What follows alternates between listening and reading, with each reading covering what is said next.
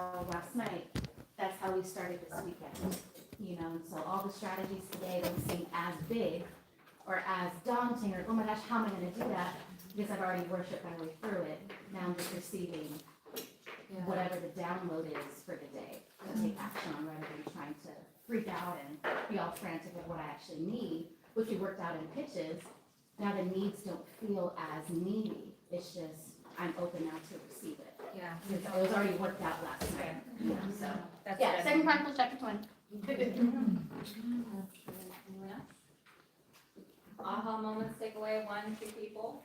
Oh, I'm not gonna say word for word because I didn't write it down word for word, I forgot it, but how you said in the Bible how we are made as receivers, we are made to receive, and that's sometimes one of the hardest things for us, is to receive, is to put down the, let me give, and just receive, and as a man, you are a provider, but as women, we're supposed to receive.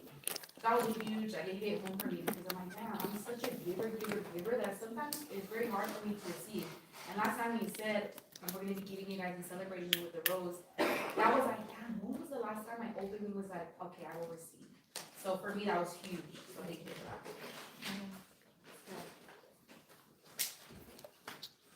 I will share. Yeah. What really, like, I was like, I came here for this, is resonance is what I put out there and attracts the people that I'm calling in. I don't have to check the room to see what story and message I should be telling, but it is just what I got, and it's gonna resonate with whoever wants to resonate with it, or whoever already resonates. So that gives me a lot of more certainty and like you said, authority in being me and then just calling in the people. Thank you. Evelyn called me yesterday because we're going back and forth, and we're friends who met at a different event with someone we've both kind of been like coached with either directly or indirectly. And you were one of those people where you asked me like, is this for me? Like, is this something like, you know, being more intentional, just knowing you? And I literally was just like, to be honest, no idea. I said, I don't know if this is for you. I don't know where you're at. I don't know, you know, like you're inspired, you're in, you have experienced communities like this. So sometimes it's like maybe something that you actually do need is just a time to sit down or a one-on-one experience or something like that. So, I had a really unique prayer for you this morning. Oh. Because I was like, Lord, I have no idea why Evelyn would be in the room for her. I know why I selfishly want you in the room. Because you add to the conversation we're about to have so beautifully in the work that you do. But it encourages me, and I'm smiling to hear that, because it's what we're gonna see here is that the outcome in which you desire is the one in which you create. And so oftentimes there is a place in marketing that we test and you receive the feedback, the confirmation, because we can only know what we've experienced, we can only know what we have the evidence for, but also at the same time, there's a level of authority in us, right? That when we set forth an intention and a decision, and we go and we can see the outcome before it is, then we have the power to create that. And so our only job is to stand in obedience and alignment with, this is the focus, the decision, and the outcome I am creating. Who receives that outcome is not our responsibility. Our only responsibility is to create the opportunity for people to receive that outcome.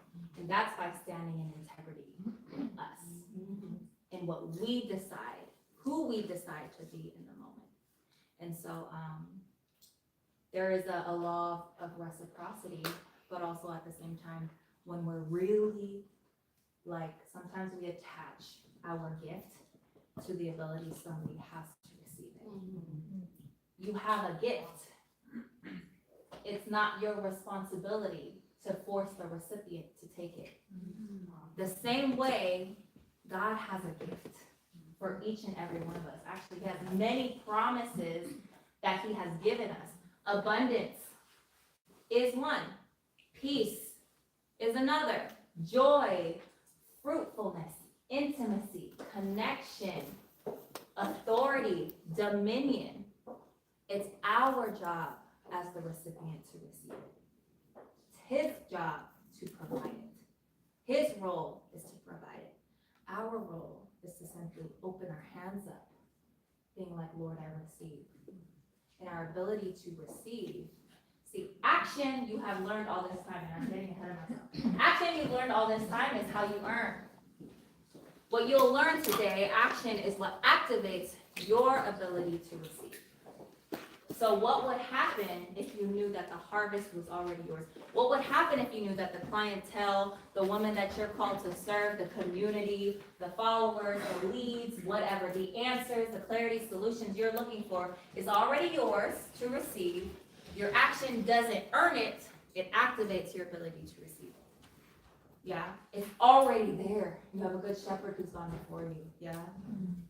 You have someone who's already paved the way for you. You have access to the Holy Spirit, which is an advantage in this world. Yeah, so we have the ultimate advantage. We have the ultimate advantage. If anyone should be teaching on authority in the online space or in the entrepreneurial space, why would it not be to the people who have the blueprint for the dominion we truly are inherited? Yeah? And so, science is now catching up to what Scripture has always known. So, I have some notes to keep me on track, to be honest. Okay. So, 3 things are growing exponentially in this era of technology. Things that we should be aware of, things that we are typically afraid of. But shouldn't cause fear, it's just an awareness, yeah, of the era. Like, we all recognize the world is changing rapidly. It's evolving rapidly. Opportunities are evolving rapidly. So 3 things are growing exponentially in this era of technology. Now is a great time to take notes. Number 1, information. Information is becoming more accessible, which means information is also becoming less valuable. Because there's an increase of accessibility and efficiency in which someone can get any piece of information, right? Number 2, options. People have a lot more options, including ourselves. This can be both empowering and disempowering depending on the story you have attached to that for you. So a lot of the complaints is, well, there's so many people doing it. Everyone's starting a podcast. Everyone's an author now. Everyone's this. Everyone's a coach. Everyone, whatever. People got options now, yeah? But so do you. Some of those options you're not even aware of yet. And that's what we get to explore in this room. Number 3, distrust. Because there's an increase of both information and options, a lot of those things, a lot of what that means is that there's a decrease in trust. So there's a lot of people saying a lot of things. There's a lot of opportunity out there. There's a lot of noise. It is more accessible to connect to anybody in the world, but what is the least, what's the most valuable is not even simply attention in this economy, it's trust. Yeah. People now more than ever are craving human connection. And people say this. Well, what does that actually mean? How do you create that? How do you use a tool that feels so disconnected with an algorithm that's not necessarily designed to align with you as a woman of God? How do you use it to create that which would people crave? And there are more needs for authentic voices. To be a beacon of light, hope, and authenticity in a time that capitalizes on pain, division, and fear. You walk into any one of your algorithm. What is the narrative? What do you see? Every reason why you're not enough. Every reason why you should be afraid. Every story, every narrative of whatever common enemy people are gathering around. And something I had a revelation of last night, or just a deeper revelation of last night, is that What's crazy, I've heard this before, that movements are built on a common enemy. Movements historically have been built on fear. And I've sat with that for a little while because it goes against like what I want to believe, right? Like I'm a movement builder. Like it's what I desire. Like turn your brand into a part of my language. And I speak from a place of possibility, not from pain, not from fear, not from what you're running from, but what you're creating. And then I hear this and I'm like, that's so true. And there's a level of truth to it. But I would say movements are created by the opportunity that's created by fear, by the possibility, by the solution. Fear is present, whether there's a movement to overcome it or not, right? Pain is present because as we know as believers, this is just the world that we live in. Every problem that you try to solve creates like 10 new problems, yeah? And so now more than ever, are people longing for this sense of belonging and longing for this sense of connection, but I don't desire to create a place where the only thing that gathers us is our pain. The only thing that gathers us is our struggle. The only thing we have in common is that we all want to heal and we're all broken and busted and disgusted. What I desire and what I believe that Christ truly came on this earth, the name of Jesus unites people. And it's not because we're all sinners. That's not the end of the story. The power of the gospel, the most powerful story on this earth, is not just the fact that we're all sinners. It's not the fact that he died for us on the cross. The real power of the gospel is that as he rose, we did too. Yeah. It's our identity as being saved, not our identity as needing saving. Yeah? And so similarly, we're here. We have an opportunity more than ever as many communities are being built on fear. We have an opportunity to build it on a common possibility of power, of wholeness. Story is the most powerful tool that every great communicator, brand, and movement to ever exist used. And it's not by coincidence, it's by design. How many people in the room, raise your hand, if you believe that you have a story that can change or impact even one person by just simply telling it. Cool. It is your moral obligation to tell it. You all stood in agreement. You have a story, and the story isn't powerful because you've lived it. It becomes powerful when you share it. The power of multiplication can happen just by the power of your story, yeah?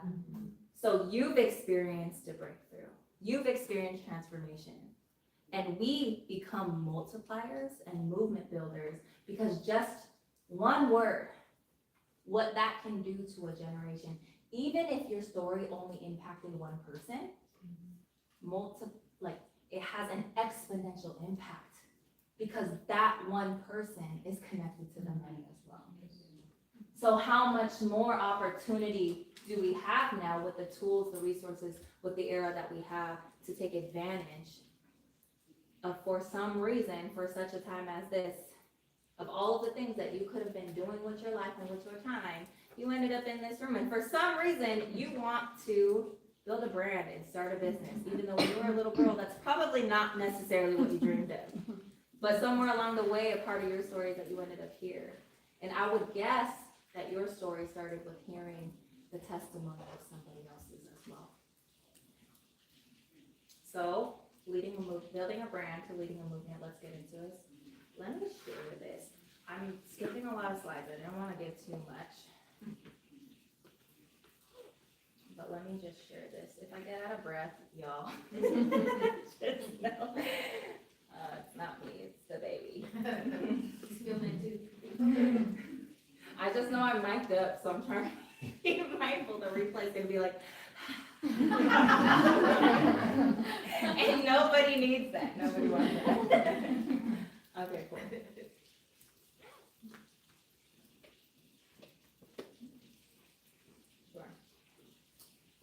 let's do that. I don't know what's all in this presentation. We're gonna use what we need and not, and pivot on the rest, because there can be a lot in here, but I don't wanna, too much information overload, yeah, so that's not what we want. Okay, so mistakes most people make focusing on the engagement more than the message. Thinking growing an audience is the same as growing a business. Lacking clear vision, strategy, and execution that aligns. Thinking that they are the hero of the story. Pretending to be somebody that they are not in real life. And sometimes that is something we aren't even aware of that we're doing. Sometimes our mask becomes so comfortable for us, and we're so used to wearing the mask that we confuse it with our actual identity and who we are. And that gets to be addressed here too. So my goal for you is to, number one, help you reimagine what is possible for you, for your brand and your legacy. Number two, teach you the principles behind how using the power of story both shifts paradigms and how to sell anything. And then number three, propel you to take the next right step for you. Albert Einstein says this. You may have heard this before, but imagination is more important than knowledge. Knowledge is limited. Imagination encircles the world. And wow, I didn't even realize this connected. I've been reading through Ecclesiastes, and all it has reminded me of is how little that I will ever know. It says that God puts eternity in man's heart, which means he gives us the desire to seek understanding. Like we are designed, like he places this desire to have like great understanding. That's why when you get into rooms like these and you hear like all of these, you're just like, whoa, I want to know more. Like life is, there's so much about this world. There's so much about life. There's so much wisdom out there. And then over and over again in Ecclesiastes says that even that is vanity. Because even though it is God who placed eternity in our heart to seek it, it is also God who limits our ability to understand it. So regardless of how much wisdom you gain in this world, there is a limit. But the limit that we do not have is our ability to imagine and our ability to then create. Which means to me, you don't need to know everything. You don't need to have all of the answers you don't even need to know how it works. You just have to imagine the possibility to create it.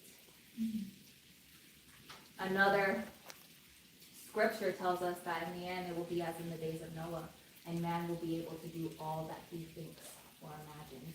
And the only part about that scripture is evidence of the time that Jesus returns, is that the world is increasingly growing more evil. And now we're in an era of technology where in just a moment you can imagine something and it exists. You can literally create something out of nothing, probably faster, more efficiently, more powerfully than ever before.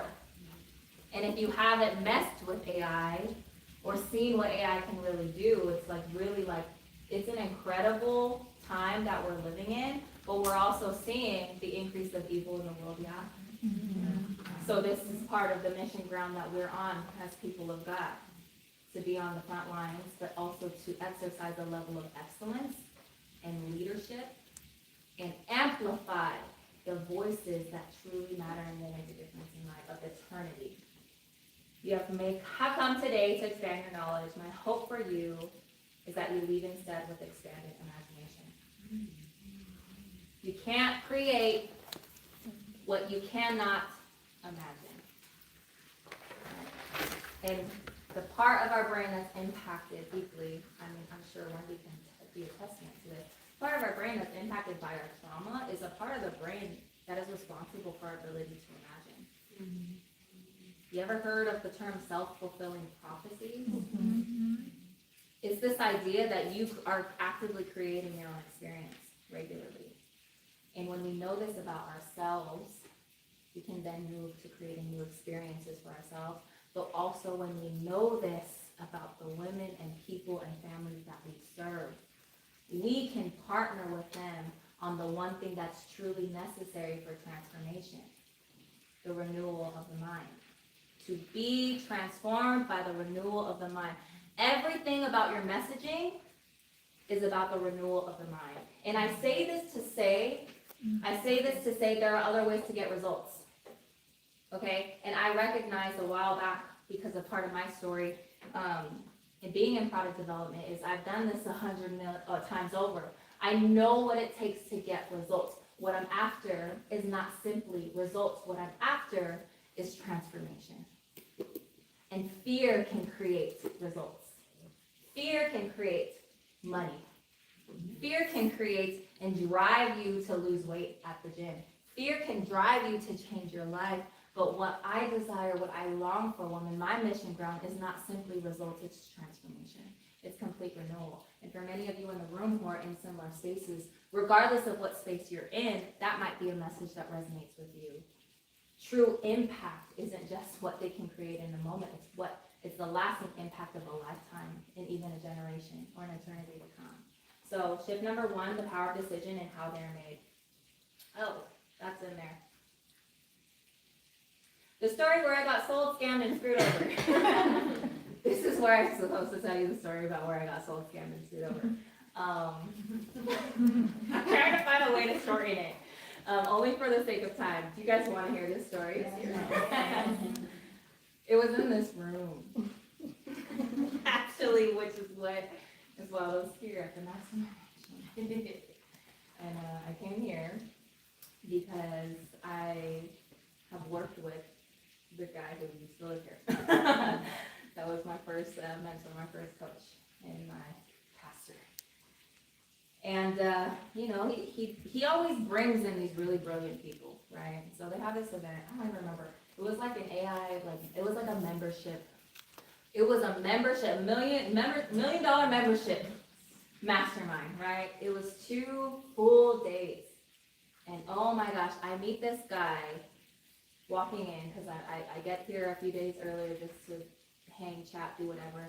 Meet this guy, and he's like, not gonna lie, he looked like, do you make your money like selling drugs, or what do you do here? Like, he was wearing like basketball shorts, but then he had like a really fat chain that was just real loud. And then I don't remember, like a Versace shirt. And then the way he was just talking to me, very, almost a little vulgar, a little aggressive. I'm like, you're an interesting person. Nice to meet you. It's my first impression of you. And the whole time they're preparing for this event. And I'm blown away. I'm like, wow, I can't wait. This guy has worked with people that I have been following for a long time. He was behind the scenes of that offer. I said, wow, I watched that webinar. He wrote the script for that. Oh my gosh, that ad creative, he filmed that, he produced that. Mind blowing, right? So they're telling me just how brilliant this guy is. We get to this event, and I had just walked away from a lot of things. I just walked away from a partnership. I just walked away. I was confused building this community. Okay, what do? I know what I see over here, but I don't know how, the steps to get there. Where's phase 1? And I can only see phase 20, but I have no idea what phase 1 is supposed to look like. Phase 3 is supposed to look like. And so I'm just looking for answers, and I'm ready more than I've ever been ready before to just learn, to glean. So I sit through day 1, mind blowing. I'm sitting there, there's this entire experience, and he's telling us about the power of story. Everything he's saying, this is resonating with me. And throughout the first day, incredible information. I wish I could just I probably would have spent significantly more money to get that same experience just from that event that was only a $97 ticket. Day 2 comes, and I'm hyped up, and I'm hearing all of these success stories, and I'm seeing all these people, and I'm connecting all the dots, and I'm like, wow, this is it. This could really do something for me. This could really be the breakthrough that I'm looking for. And it was the exact right time. I just fasted off of social media for 40 days. I was about to end it. I was getting ready to re-enter the world. I had some money saved up from the previous projects to start an ads campaign. All these things were lined up, and I was ready. And by the end of the day, I told myself, whatever the investment is, whatever offer he's about to make at the end, I'm gonna figure it out. and I'm gonna make it happen. And he makes this offer that is like literally a too good to be true offer. He was like gonna record the entire ad creatives, like build the funnel out with me, build out the scripts, like all these things. Have you ever done sales funnels or the back end of marketing, stuff like that? He was gonna do like all the heavy lifting, and he was gonna let me use his brain. We're gonna align and run this entire campaign online and walk with me through the ads process. And he had this entire ad strategy that was just like completely next level. I'm like, cool, all of that for only $5,000? And I asked him, and then I told him, I said, you know what? I don't have $5,000. And that offer expired that night. You know what I did? I called everybody that I knew that can loan me $1,000. And I said, I knew I had this money saved up for the campaign. And I said, you know what? I can't tap into that because that's for the campaign. And I can't just invest and not be able to do anything. So I need to borrow some money. I called my brother. I got 4 of them. Yeah, so I got options. I called every brother. I said, every one of y'all. that makes them more than half.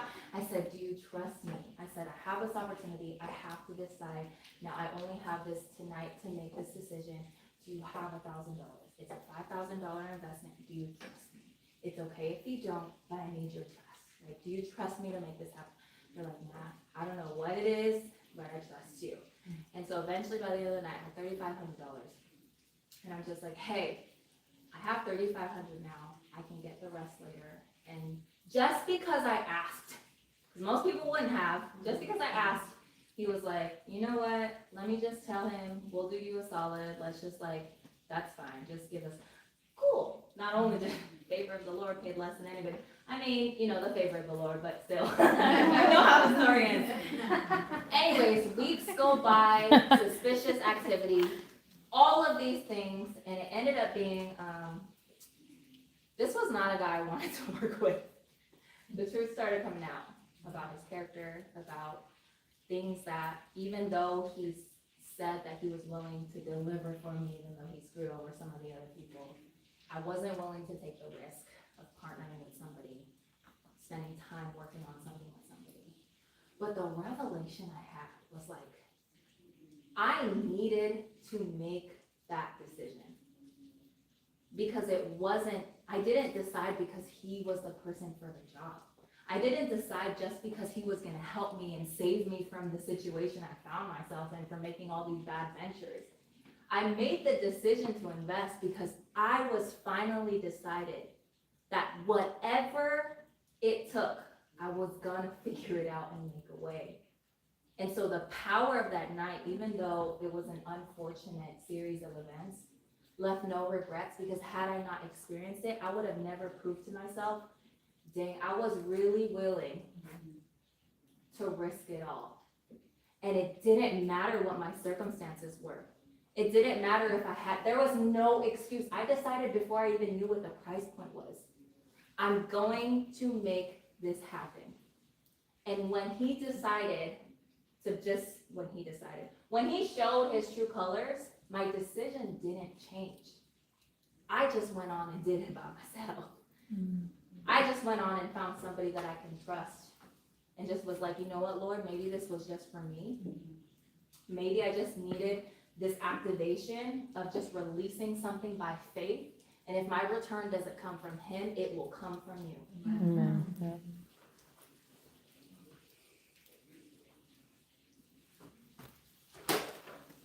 Power of decision. The real shift, you aren't selling products, you are selling beliefs, and you are selling identity. So here's what I know since then. What I've learned since then. 95% of all cognition, all the thinking that drives our decisions and behaviors, occurs unconsciously, and that includes consumer decisions. This is from a Harvard study when they were studying how consumers make decisions in the marketplace. What does this mean? It means 95%. All of the thinking that goes into decision making is unconscious. Now I'm going to share with you a little bit about the difference between unconscious thinking versus conscious thinking. The unconscious mind is where we find our identity. It's where we find our sense of self. It's where our personal narratives come through. It's where our stories come through. It's where our beliefs about about God, about the world. It's where all of the things that we are like not conscious to, that are happening, that are in the driver's seat, right? The conscious mind is our logic, it's our reasoning, it's our planning, it's our preparing, right? So if probably 95%, which is a really big number, of decision making is happening unconsciously, then you can have every reason in the world. Your buyer could have every reason in the world to say yes and to make an investment. But it is not by reason decisions are made. There is something in the driver's seat that's more powerful. So this is what I call my creation of belief cycle. I don't know how I'm gonna keep that name, but it's there for now. And if you were here at one of the recent events, you heard me touch on this a little bit. There are 3 things that align to create our experience. Yeah, 3 things that align with our current belief system and our current mind, what we are currently wired to create here, right? And so if we must rewire, what are the 3 things that also need to shift in order for us to rewire that which we want? So here's what most people focus on, is here, their experience. You know what you don't want. You know what you have, you know what you're currently experiencing. You also know what you want to experience, right? So, anyone heard of Myron Golden? Yes.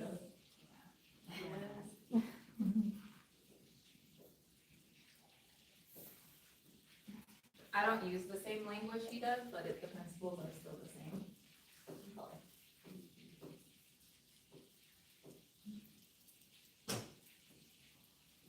Mine are a little bit more tangible, the language that I use. Everyone knows what we want to have, right? Even your buyers know what they want to have, right? So when you sell them, just looking good, just feeling good, all of these things, right? They know what we want to have. And yes, it might make the transaction, but what we want is the actual transformation, right?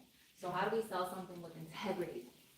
Partnering with the right people who aren't just gonna say yes in the moment, but they're the people who also see the results take place, right? So the reason why there's qualification is not just, some people, for myself, the reason why there's qualification when it comes to making larger investments is because I wanna know, are you the person who is decided?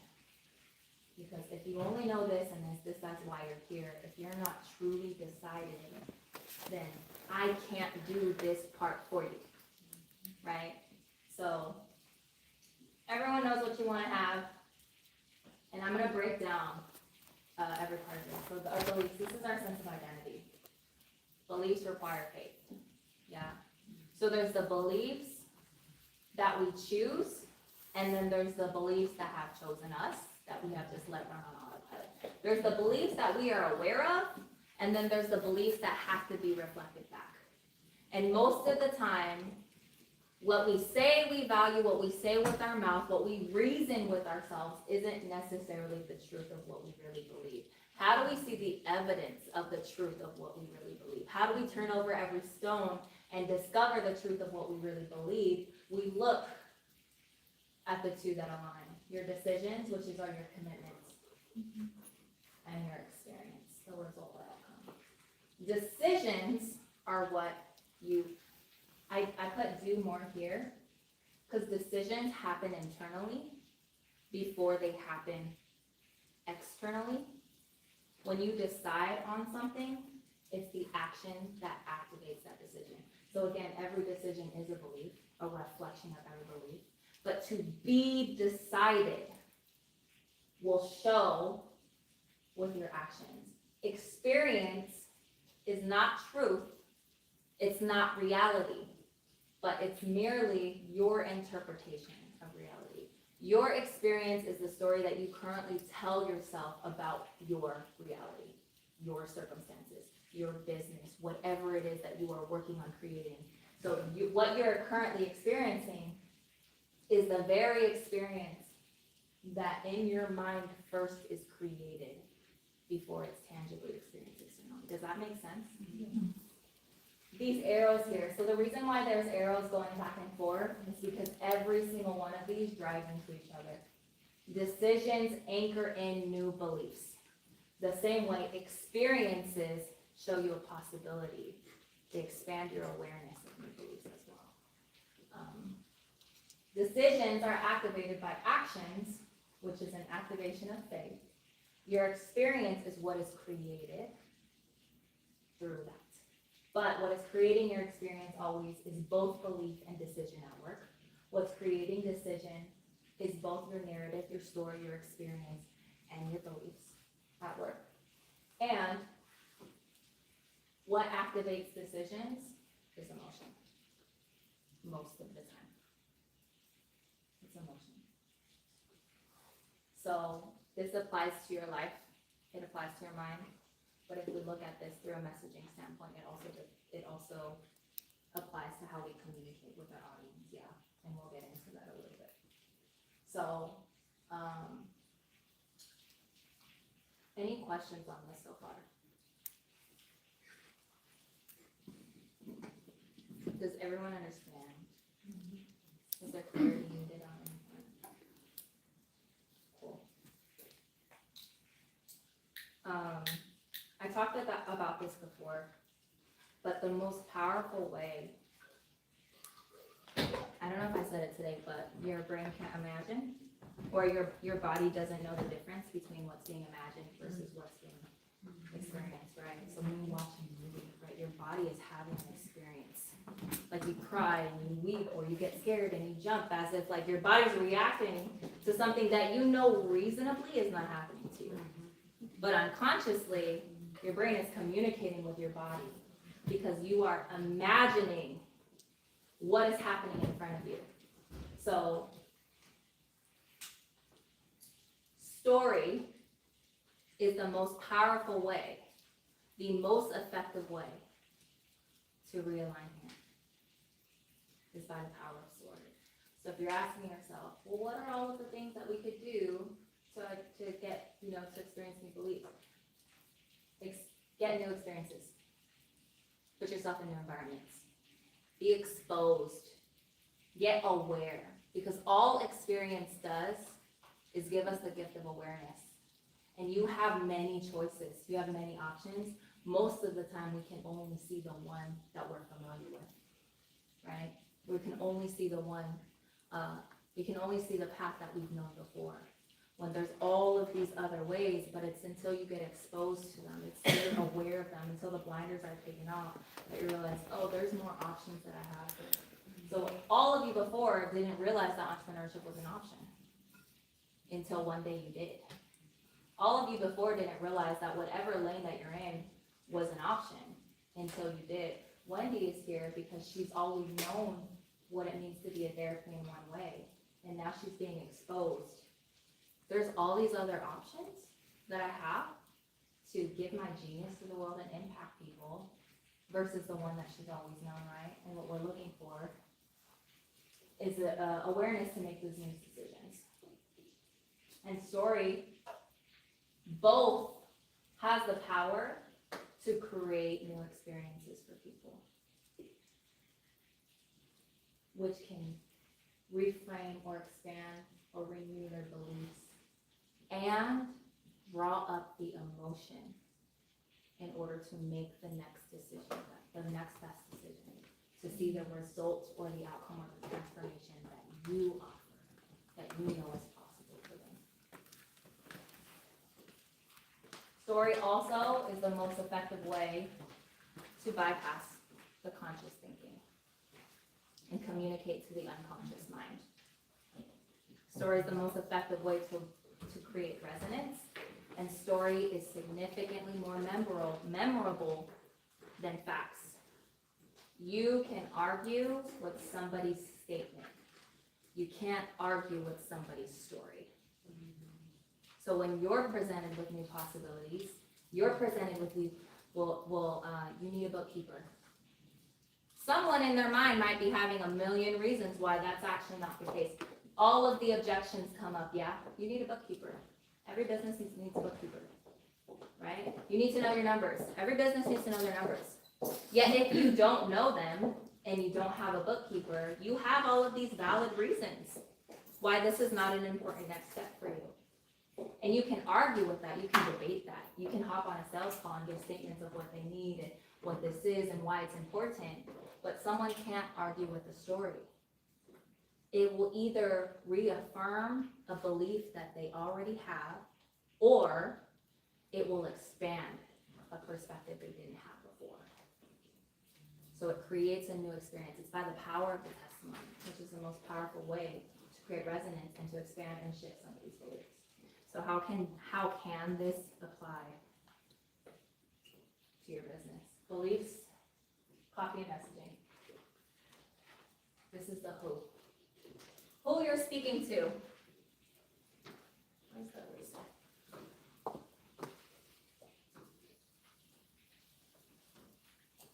The commitment is the decision. The experience is the outcome. So your copy and messaging will be here, will live here. Your the call to action is here. So you can make all of these significantly more powerful when you're speaking to the transformation, rather than just. So for example, call to action. Oh, follow me on Instagram. Is that powerful? Is that calling out your buyer? Is that calling out the transformation? If you're ready for this kind of expansion, after painting the picture of what that means, drop this one, please. Yeah. So your call to action can paint even the outcome that they're deciding on. And the most powerful decision that we can make is the decision that is rooted in possibility rather than rooted in fear or pain. Clear? Amen. Any questions? I feel like there's more I want to say on this. But we'll talk about that after. Here's where we get to workshop. Your buyer beliefs blueprint. You can't tell powerful stories if you don't know who you're speaking to, yeah? So we're gonna take a few moments after I touch on these things to actively workshop this. You guys are gonna take this out and identify who the heck you're speaking to, who your buyer is, right? Now, I understand that many of you may have various products. I would choose one that you're focusing on, or if you're a little bit more clear that your brand kind of really does serve one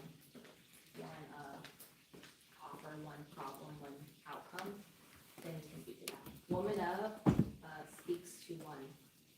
So this community speaks to one. There's a lot of applications of ways that you can get that, but the outcome's always the same. There's revival attached to your voice. The outcome, the message is always the same, yeah? So I can give you examples of literally how it's at work, even in this context in the community that we have built.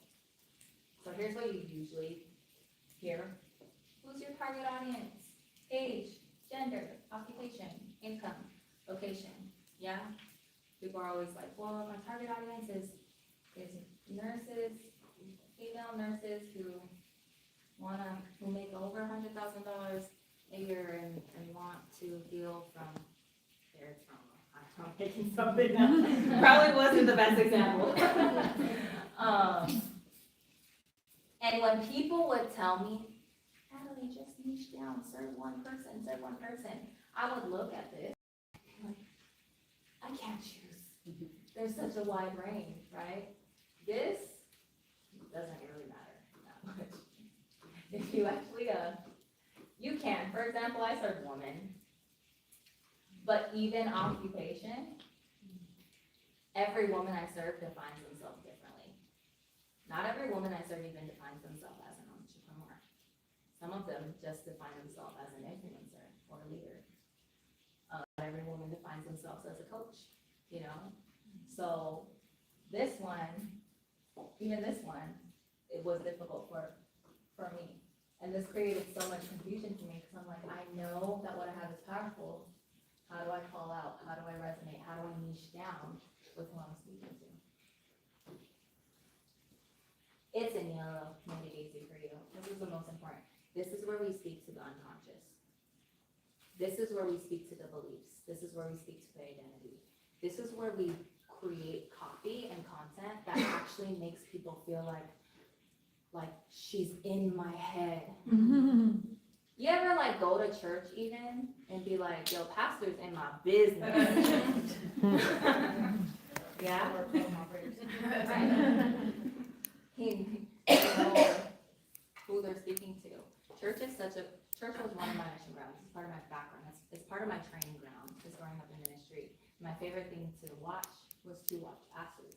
Because the same principles they were teaching in public speaking and closing and sales are literally exactly what pastors do. Because everyone's selling you on something. Pastors just be selling you on tithes. They also be selling you on Jesus. Why you should believe. They also be selling you on transforming your life, renewing your mind, getting right with God, walking away from sin and into freedom. So there's a transformation that's taking place every time you hear a sermon. That's what's clear, right? So if we want to see transformation, we can apply the same principles, and the action and the decision that gets to be made also gets to look the same. So get inside your buyer's head by getting a really, really, really, really, really clear picture, speaking their language. What do they think about at night? Getting the more specific that we can get in this area. These are likes, interests, behaviors, opinions, attitudes, beliefs, problems, pain points, obstacles, desires. So I have this here because what we have learned is this. What's the pain point? What's the pain point? What's the pain point? Yeah? Many of you heard this before? Speak to the pain points. Speak to the pain points. If all we're speaking to is pain, what are they focused on? If all we're speaking to is their problems, what are they focused on? What you focus on is what multiplies. What you focus on is what expands. Right? What you focus on is what you create. And so if we are always focusing on their pain, it might drive them to make an investment. But guess what? Every conversation is going to be like, this is why when you, especially personal trainers, working with people who are just not sold on themselves yet, if we're selling them by pain, they need pain to keep going because pain is what drives them. So if pain is always in the driver's seat for them, then what do they feel unconsciously they need in order to be motivated? Pain. So what do they create? What experience are they creating from that belief? Many of us have this too. Where if we're not in pain, we're not motivated enough. You know what procrastination is? That's a little bit of that belief. The urgency and the panic sometimes creates some of our best work. We don't know how to be motivated without a risk or a threat. So if we're speaking from this level of thinking to our audience, guess who we attract? People who need pain in order to be motivated. And that's a really difficult partnership to be in, especially if you are in a very vulnerable space with women and your goal is to see women transform who are walking through vulnerability. It's hard to walk with women through very vulnerable seasons. Yeah. Many of you know what that's like.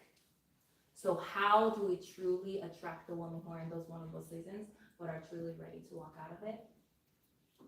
We allow them to make a decision rooted in desire, rooted in power, rooted in possibility, rooted in faith. Yeah? There are two motivations according to neurology, psychology, all the studies. You've heard this before. You're either running from pain, avoiding pain, or you are running towards pleasure, right? And here's what we know. Pain is a powerful motivator, which is why every marketer in the world will tell you that pain is a part of the story. Yeah. Here's the truth. A question that Jonathan, for those of you who know Jonathan, he's like, if you were to start a car service, what would be the car that you would get to make less money? What would be the car if you had a car service? Go ahead, name some out. If you were to start a car service, what kind of car? If you were to start a transportation service, what kind of transportation? Tesla. Tesla, I would do a bus. a bus, cool. More people. You wanna know the most powerful, most profitable one with unlimited profit margin? An ambulance. Ooh. Dang. Because when people are in a state of emergency, what do they value more? Getting out of pain. Price isn't a factor. Mhm. They don't have a choice. It's that or death. It's that or pain, right? So what I'm not saying is that there's not value to be added to the vulnerable. Yeah, because there is a time and a place for it. There is a time and a place where we are genuinely offering a solution to people who are in desperate need, right? We just have to be aware when it comes to the line of work that we are in, who we are partnering with on the outcome. Who we're partnering with on the outcome. Yeah, transportation, get from A to B the fastest place possible. Can you, in integrity, tell someone, I can get you from place A to B as fast as possible if you have a fully equipped ambulance with everybody in need, yeah? That's a reasonable solution, right? But when we are in a lane of work that's a little more intangible, it's just an awareness that we have.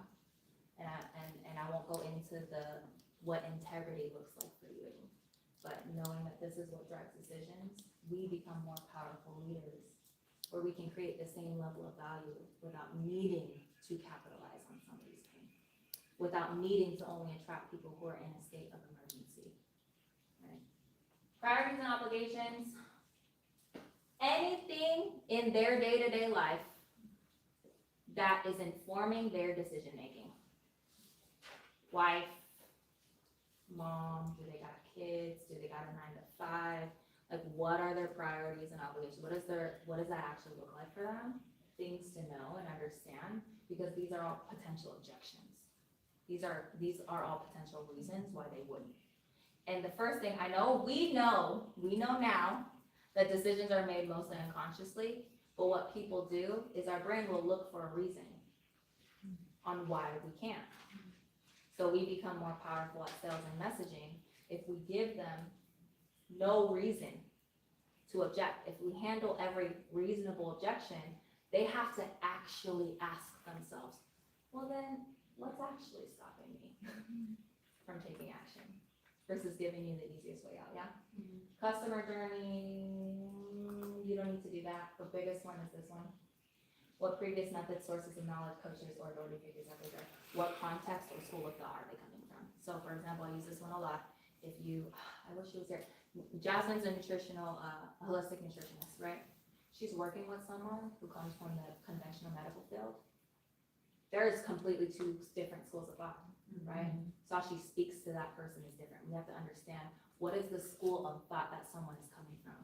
For those who have been in other marketing circles, you may be coming from a school of thought to speak to the pain, speak to the pain, speak to the pain, right? So I'm addressing that because that's a popular narrative in this space. And I'm giving you a new perspective of what that can look like, yeah?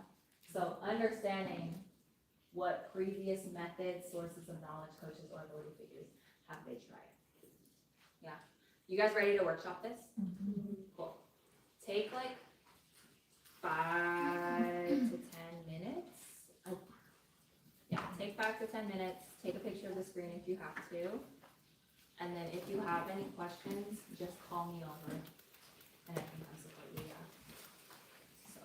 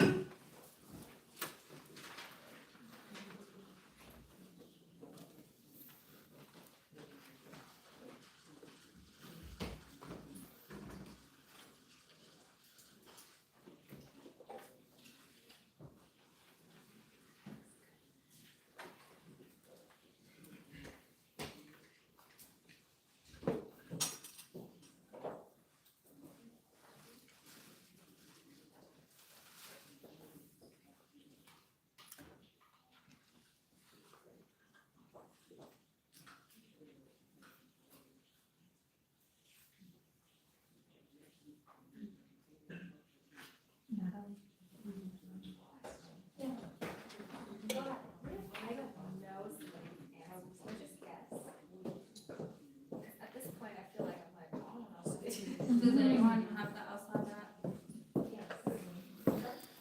Anyone else having that of like not knowing, like what to answer? Like, for example, the last one where what, schools of thought or methods coaches have been followed or tried before?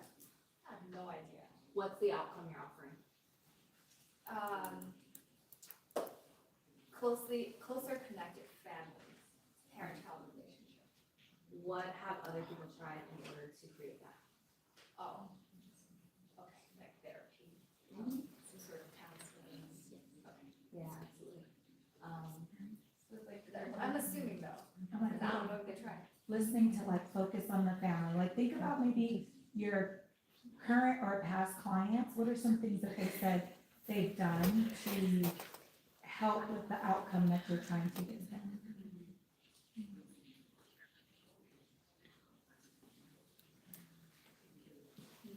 Have they talked about it? Also, this is a really good feedback for me because I went into this with the assumption that everyone in here has an offer. Yeah, Does everyone in here have an offer or need help defining their offer? yeah. Oh, yeah. I think, yeah, help, yeah, for sure. Yeah. I just need this great feedback. Okay. I think we all need. Yeah. Just based on conversations. Okay, cool. Here's your offer. Workshop this first. Very simple, okay? This is all I want you to start with. What is the transformation that someone experiences on the other side of working with you? There's two ways to answer this. Here's the way that we're tempted, especially if you're in similar spaces like coaching or healing or whatever. Those are really vague and intangible. I don't know what healing means. So as you write things down, you're gonna come up with very intangible ones that you can't feel, measure, it's just an idea, right? Like confidence. Yeah. Intangible. Healing, intangible. So consider the intangible and still write them down, but make them tangible. How do they know? What is the evidence in their life that they know they are transformed? So this is actually going more into painting the picture of the story. So tell the story. So someone asked, I think we just had a recent, was it a recent? Was it a session? What did we have recently? A training or something? Rooted and ready? Oh, you know what? No, it wasn't even in our community. I was gonna speak and get another. No. It was, someone was saying like, I don't know how to tell my story. I need a script. I need all the things. And I have scripts, okay? And they're really good scripts. And when someone tells me that, I withhold. You're not getting a script. Because that's not your authority. It's you using a scripted version of your story. No. You wanna hear a really great story? I'll tell you the most simplest version. I was lost, but now I'm found. Have you heard of Jesus? Do you know Jesus? Man, let me tell you about how I was lost, but now I'm found. Let me tell you about someone I met named Jesus. That's the story. So what's the story of the transformation? It doesn't have to be like this emotional thing in the beginning. If you solve a very practical problem, most of the time, the emotion is where people make decisions. So think about it tangibly. Some questions that you can ask on top of that is, I always think about the 5 senses because this is where imagination comes into play. So this is the first exercise of letting yourself imagine so that you can paint that picture for your audience through your messaging and copy of what do they hear, what do they see, what do they feel, what do they experience when they wake up 6 months from now after working with you. How do they know? What is the evidence, the measurable and specific evidence they have that their life has been changed? This is a really powerful exercise with your messaging. This is a really powerful exercise for your own visualization when you're casting vision for yourself, and we'll do that a little later if we have time for it. So how do you know? If you've ever been on a strategy call with me, a sales call with me, I ask this. It's the exact question I ask. 6 months from now, you wake up, how do you know that your life has been changed after making this decision? What are you actually looking for? Right? So think about that for the people that you serve. If you don't have an official offer yet, start there and just let you lead you on what comes up for you. What do you want it to be? Not what should it be, but what do you actually desire? What kind of woman do you actually desire to work with? And then if you need support still further than that, just raise your hand.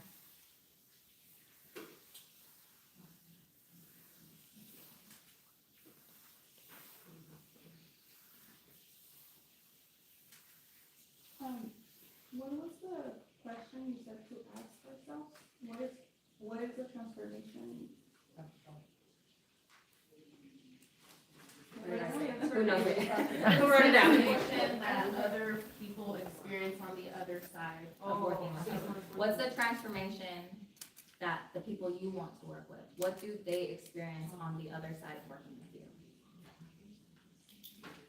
Thank you.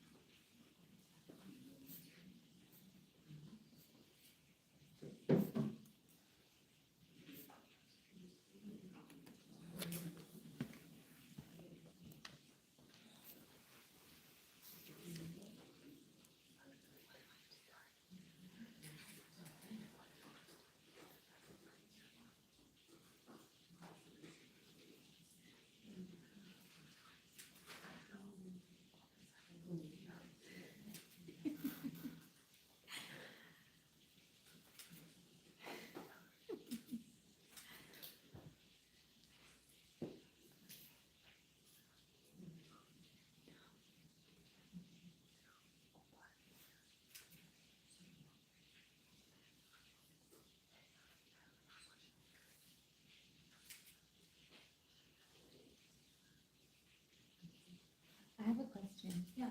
So the realm of like birth, something that trips me up is like, it can go either way. Birth is, sometimes you have to pivot. And so I wrote down, can I just read it to you? 'Cause I'm like, my heart's pounding and I'm like, I could cry just because I'm just grateful, but also like, that blockage is there. So I'm gonna give you a new rule. Got it. I want to know if I have your permission to do this with you. Okay. You,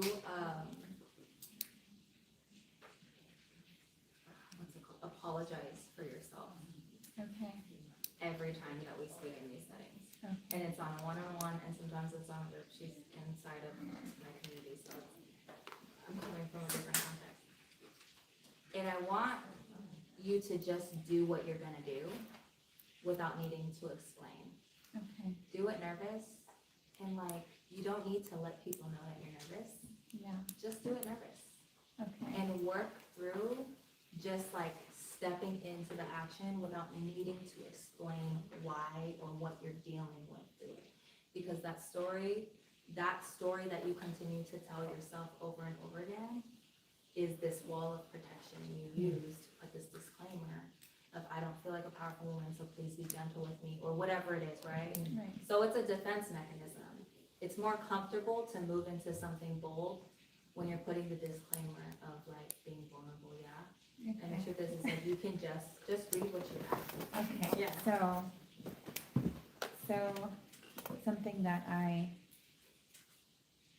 what I offer is the way that scripture connects, reveals, uncovers the creative power of God that is working in them during pregnancy and being rooted in being rooted in their being who God is, and also what their birth can look like. But birth can look like, I feel like it's kind of open-ended in my mind. You know where I'm coming from? You know what I mean? This has to do with the woman I'm assigned for. So one of the words that I received before I was pregnant was literally the word of prophetic pregnancy. And I just started to share this revelation of prophetic pregnancy. And God just gave me this revelation, starting something new. And you're experiencing a physical birth, but the woman all around you, they're experiencing a spiritual birth take place. That turns into my messaging. Now, I have a business, like a brand, that allows for it to be as direct as like, yes, this is prophetic pregnancy, you know what I mean? Like, I'm speaking to woman of God, tapping into both spirit and strategy. However, for you, the language that you use for it gets to be yours between you and God. That, like, all the time people are like, you said this word and that was my word of the year. I said, yeah, because you're listening to the same spirit. But you got the same dad, you got the same father, you got the same guy. So if the women I'm called to are being led by the Spirit, I know and believe and I trust God, you're the one who prepares the harvest. My job is just to speak the message He gave me. So there's a strategy to it, and there's a science to it, there's a resonance about it, but we create resonance by just embodying the thing that God already gave us. And that becomes powerful. It becomes incredibly aligned because the woman that you're called to serve are already being prepared for you. I believe in the Spirit before it ever touches reality. Yeah. So the words that I use often, expansion, season of expansion. In a different season, it was transition. And that resonated for the time, right? So the words that I'm using in my branding are declarations for the season that God has walked me through, that I know He's preparing me for the people that I'm called to serve. Yeah. And So- last night, sorry to cut you Go off, ahead. last night, if you guys remember, these are the words that everyone was using. I just feel like this expansion happening, but I don't understand why. I feel like I'm stepping into this new authority. I feel like something's about to unlock the words that we use. You all speak them because over and over You hear it in our again and again. messaging, you hear it. Proximity is power. When you get in rooms of people that are speaking the language that you desire, you then begin to speak it. You then begin, so you sometimes have to give our clients the language that we want them to Yes. rise to. Yeah, it's good. Because sometimes the first time I hear it was you. It's like funny because I always say, like, you know, when you're in this is, I always know who's working with my with the woman who was coaching me for a while because they'll use the same language and they're like picking up on her language. And like when my clients who have been working with me for a long time and I'm like fine tuning and helping with my copy and they'll create content, I see the language they use and it's the same language. And it's crazy because who you are is who you multiply. Yeah. What you are is what you multiply. The command is be fruitful and multiply. The first prerequisite of that is to be fruitful. Fruitfulness multiplies itself. Yeah? So the fruit that we embody is reflected in our language.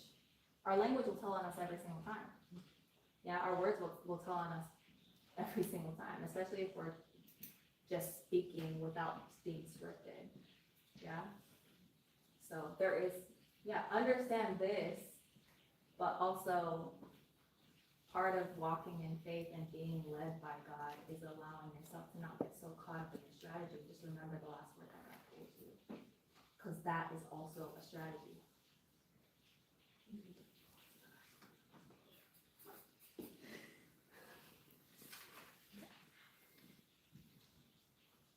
It's 2:14. I have like a lot that I can cover. What is most supportive to you all for the next 20 minutes?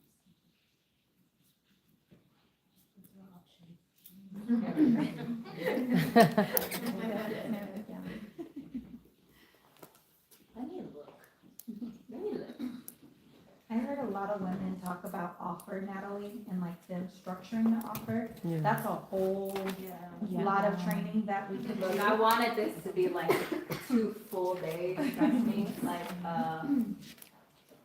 And I'll be like completely transparent too. It's the first one I've taught it this way, in this context. Most of my programs have been online and they supplement in person, but a lot of the times the in person is more of what we experienced last night. So I didn't actually know how much time we were gonna need. So I had a plan, but again, like, I care more about the women who are in the room than what I have planned, because what you need may be something different than I planned, yeah. So, oh, see all of that, okay. I think I have so much material I can cover. The two that I did are the fundamentals of it. If I go deep into like how to turn it into a sales funnel, but you haven't even really nailed down what your offer is, that might just be an information overload and it might overwhelm you.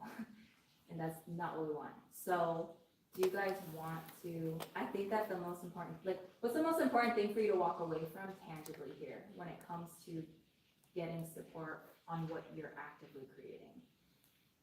The buyer's belief.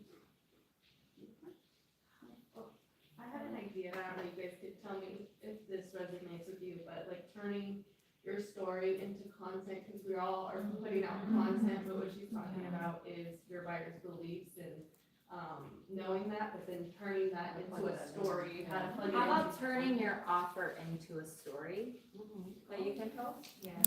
Yeah? Okay. So what it sounds like is that we need to get clear on our offer. Yeah. And then another thing, I know there's multiple offers people bring out. And so also honing down to an offer, maybe next quarter or whatever the goal is, just so that's clear as well. Who in here is clear on the offer? Okay. Can you ladies give us an example of what that looks like?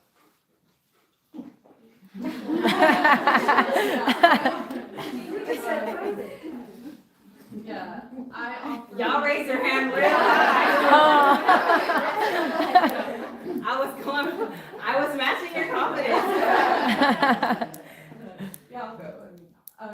My offer, I'm a functional nutritionist, and my offer is, I have two offers, a 3-month or a 6-month program to work with me where we look at functional lab testing, which is different than what a regular conventional medicine doctor would look at. And we're really trying to get to the root cause of how you're feeling, any symptoms, dysfunctions within your body, health concerns that you may have.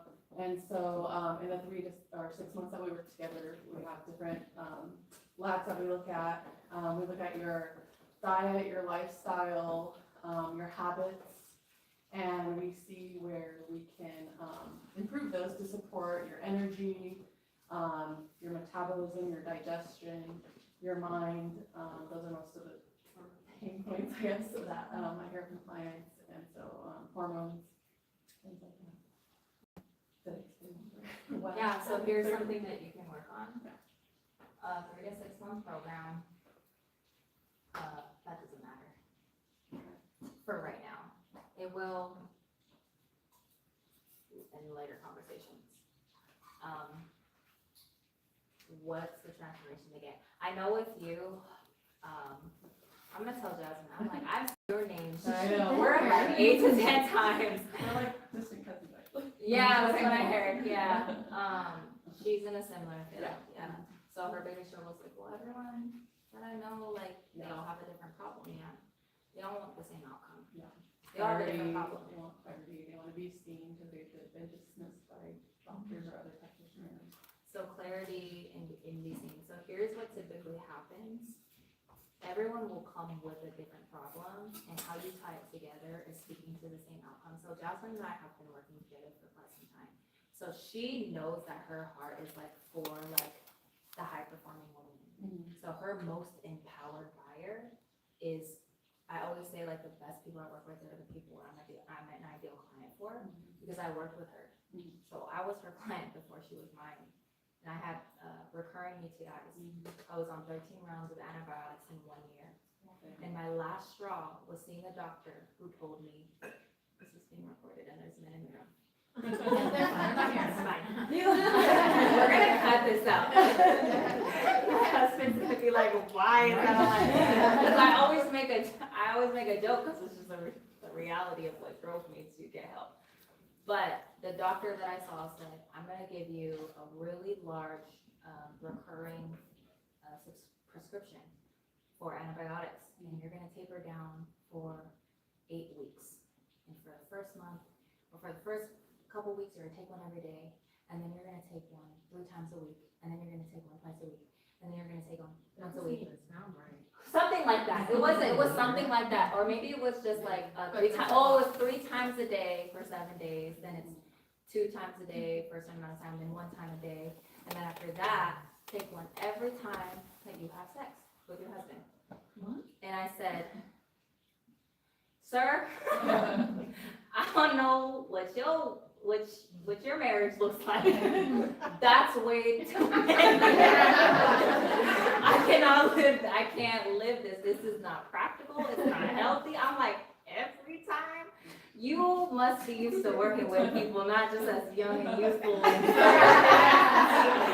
there's no way. And I'm like, I just was so, because I already know. I was so concerned. I was so concerned. It was the reality, okay? I was like newlywed. I was only 1 baby in. But that was the reality. Where I'm just like, you want me to be on antibiotics pretty much every week for the rest of my life. Yeah. Until somehow it goes away. Right. And I was already and I could feel, I started developing allergies in my eyes, chronic symptoms that people said were just gonna go away because, oh, it's the pregnancies. And I had back-to-back pregnancies during all this time, so my body was wreaking havoc everywhere. And when I started working with her, my desire it was the pain that got me there, but the outcome I wanted is I've always been this ambitious, like, more. And I don't just want to simply survive. I want to have the kind of energy. I want to biohack my way to being all that God created me to be. I don't want to let my body be the reason I can't show up and do all that I can and be all that I can, because it will be the first excuse that comes.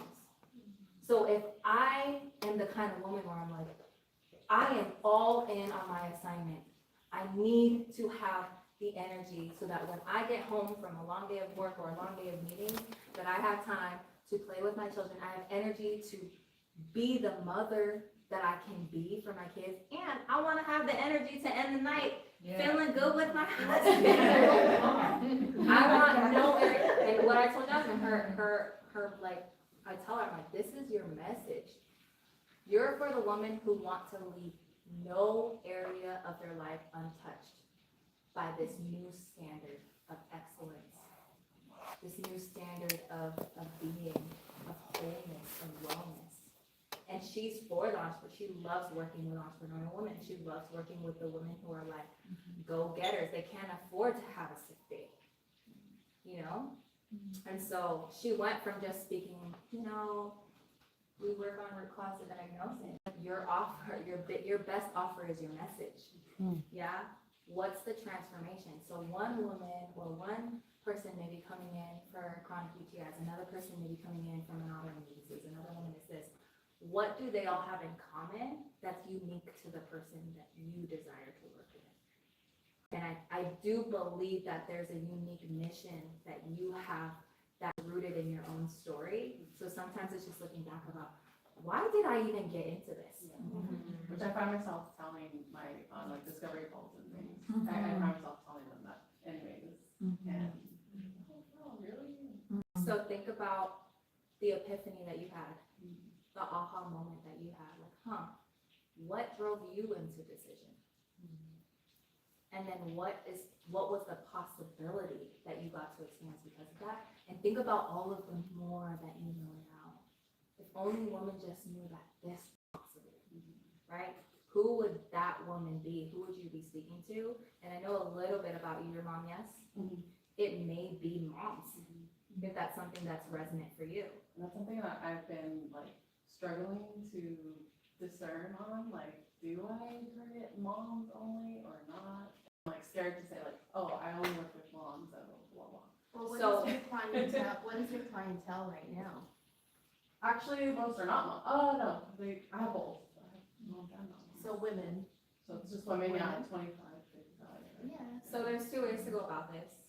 Natalie, can I say something really quickly, because you said something very powerful that I think a lot of people that have been in corporate America, sharing the story is told like, oh, you're unprofessional, you know, so a lot of people, a lot of women have to rewire their thinking and realize that that thought of like hiding and you shouldn't say this because, oh, you don't disclose too much, don't, like, that is fed to us in corporate America. And you have to detach from that. And the more you tell your story, so many women are in my DMs because they're like, you're so transparent.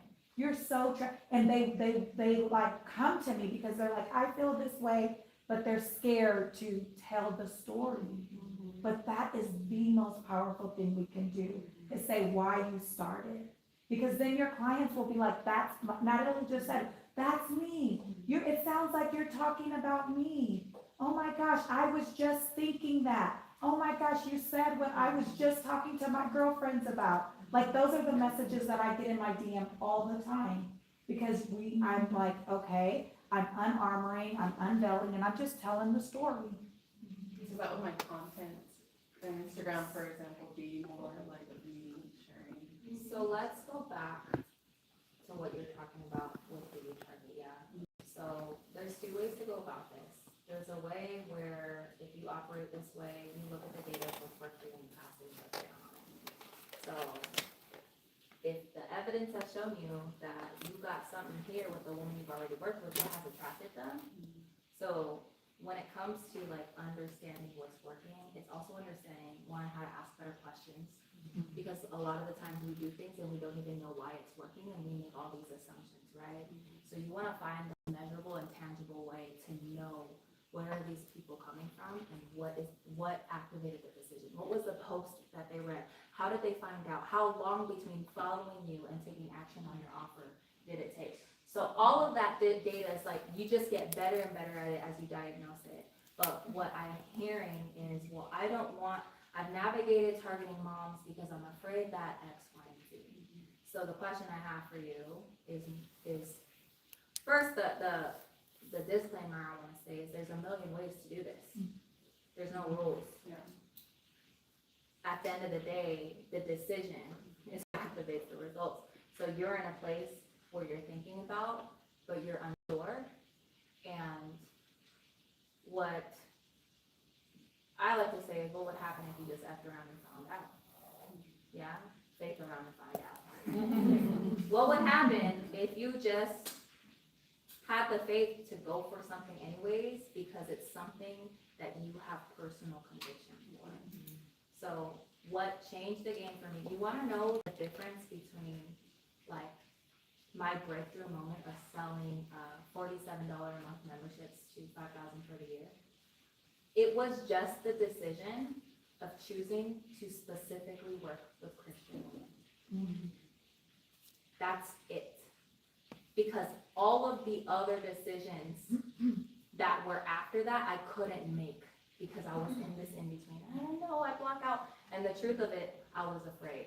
It was fear that was driving my indecision. So the second that fear is in the equation, we're out of alignment. If you were to ask yourself if it could look like anything that you wanted, what's your heart's truest desire? What do those women look like? Because in this season, you can look at what has been and measure the data and use it strategically. But when you get with just you and you ask yourself, if fear is not a part of the equation, if there's no limits on the table, if I empty myself of every assumption I've made about what it's supposed to look like, what would I create if I was just safe to just create anything? Who would it really be? How would I innovate? How would I serve? Who are the women I really have a heart for? And if that's moms, and I'm not saying that it is, it's a question that you have to ask yourself, then speak to moms. Here's the truth. people can catch wind later if they're not moms. And there's a way to do that in your content. But if that's the woman that you desire to serve, that's the woman that reflects your story, then you can. It's the faith to just make a decision. That sometimes is the hardest part. Many of the time, we don't decide because we don't want to be fit into a box, right? You get to evolve and change your mind anytime that you want. I didn't want to be fit in a box of being somebody who was known for sales funnels and marketing and messaging. I had to, one, be real and honest about myself, about the resources I currently have to serve. What can I actually deliver on for somebody really powerfully? Because that is just leverage for me. It's just a vehicle for me. And I give myself permission to evolve. What I choose now, I don't have to choose later, right? And if I make the wrong step, I'd rather make the wrong step faster than not make any step at all. Yeah? Your movement is what gets to be bigger than what you deliver on and who you deliver to. Your message, that gets to be bigger. That's how your brand becomes a movement. Your offer has to be targeted, has to be specific to who you serve. Hopefully that was more helpful than confusing.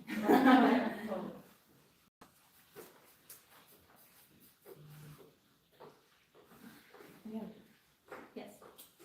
I don't know if I got the homework right, but,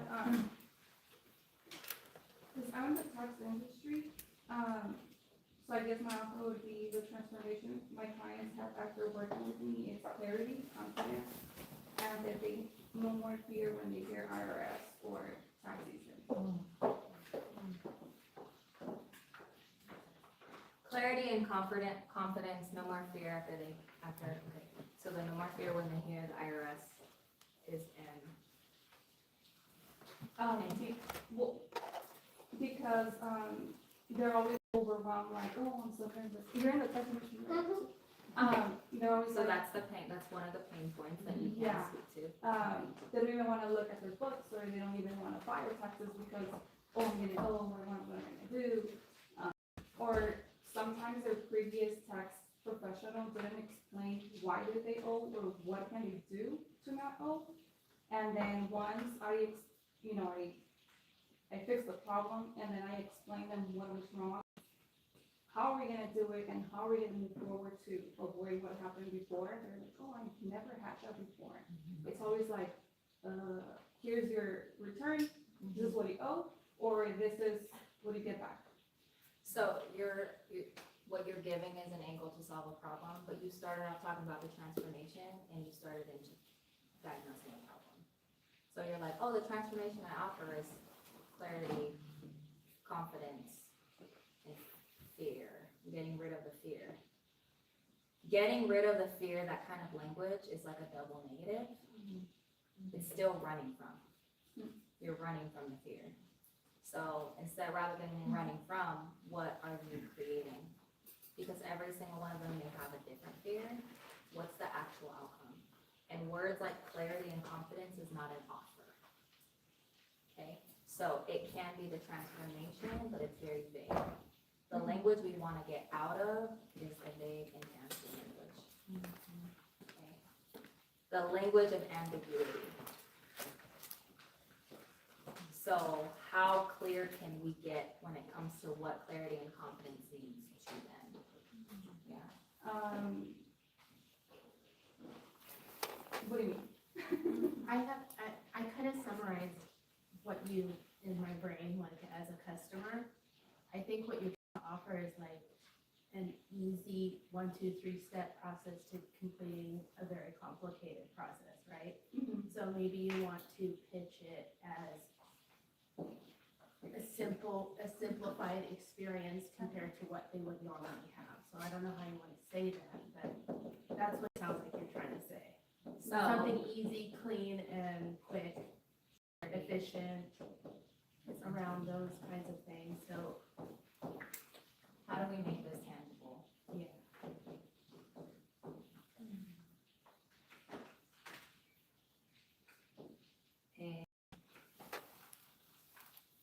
give me a name, Steph, you're in this lane. Tax preparation, blueprint, wealth creation, tax blueprint, Roadmap. roadmap to, Because I think a lot in our industry is roadmap. People sign up for this, whether they're probably even small business owners or just individuals, and they have no clue. And so they need the clue, or they need a roadmap, a checklist or something, so. roadmap to what? What's the roadmap to? Oh, am I? Yeah. But at some point we will owe, so I think it's more of a, Like minimize the tax liability? well, because that's dependent upon How decision about- making throughout the year. How about Under taxes. It could be, wealthy? Legally reducing taxes? well, who are you talking to? Are you talking to entrepreneurs, talking to individuals, families, entrepreneurs? So yeah, so then it would need to have what entrepreneurs want, which is to keep money in their pockets. The entrepreneurs don't wanna give the IRS any money, they do. How about like a roadmap? Yeah, it has to be like a map, a clear checklist. This is still really unclear, but you guys get the picture. Yeah. Like if it's coming from a tax strategist, okay, I'm a tax strategist, you can grab my wealthy women's money map to preparing your taxes for the year without burning yourself out or whatever it is, yeah. But see, like I'm always breaking my head because it doesn't apply to everybody all the time. Like, everybody's different. Why do you want to speak to everybody? Is this a tax prep offer or is this a tax planning offer? It would be more of a tax plan. Okay, so then this is applicable to before and after the tax filing. So this is like a quarter four. For example, this is a 2025, quarter four 2025 offer or a quarter two 2026 offer. Before they file taxes and after they've already filed, oh my gosh, I owe, you need to tell me why. I want to book a tax planning, wealthy women's money map strategy call with you, and you're going to deliver clarity through here. You're going to deliver confidence through here. Now I'm not afraid. I know I need to get to Caesar what is Caesar's, get to God what is God. So now I know what Caesar wants. Therefore, I can embrace Caesar, aka the IRS, because now I know what the IRS wants from me as a business owner. They have a whole code for us. Most people don't know that because no one took the time to explain it. So thank you. I wanted to call this out today, so thank you for that. So yeah, if we go through that. This is called, and this might be helpful for you, your offer is a solution to a problem. Your message is the movement that is created when that problem is solved. It's the possibility of what happens when these problems are no longer problems, right? It's the what's possible for you when, right? So your offer is still a solution to a problem. Like we're still solving a problem here, yeah? So here's how you can strategically stack your offer. This goes a little bit differently into developing a method. So if you're someone who's an expert in your lane, one of my methods is called the signature story system. Create one of one branding, your signature. There's only your signature like signifies you. So like I love using the example of like I can see someone's like I love when I can see or someone can see that's your client. And I've had people are like, I can tell that she's been working with you because of the language that she started using. That's my signature, right? So all of us have a unique signature, both in the way that we speak, in the way that we dress, in the way that we embody, yeah? And a brand can also have a signature. So our story is the greatest signature that we can offer to the world. Your method, if you're an expert in your lane, is pretty much how you get someone from point A to point B. So I just gave you a couple pieces of my method, creation of belief cycle and the buyer beliefs blueprint. I just changed that name recently, so I'm like, what did I call it? This is another piece of it, yeah? And so this is called the 4 levels of problem.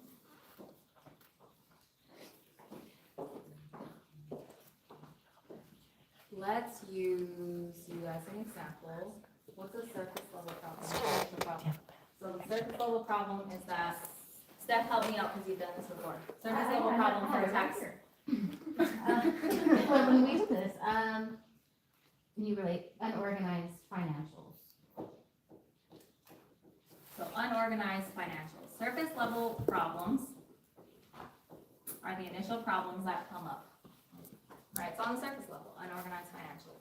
In the health industry, maybe it's like, can't lose weight. Surface level, yeah? The effect of that problem is I think that actually underlying effect is here, I switched them, it doesn't matter. The effect of that problem is what effect does having this problem create? So, unorganized financials creates what problems? Well, yeah, go ahead. All kinds. Tax deduction? In a language that someone who's not in your industry could understand, like the most simple version. Miss write-offs? There you go. No?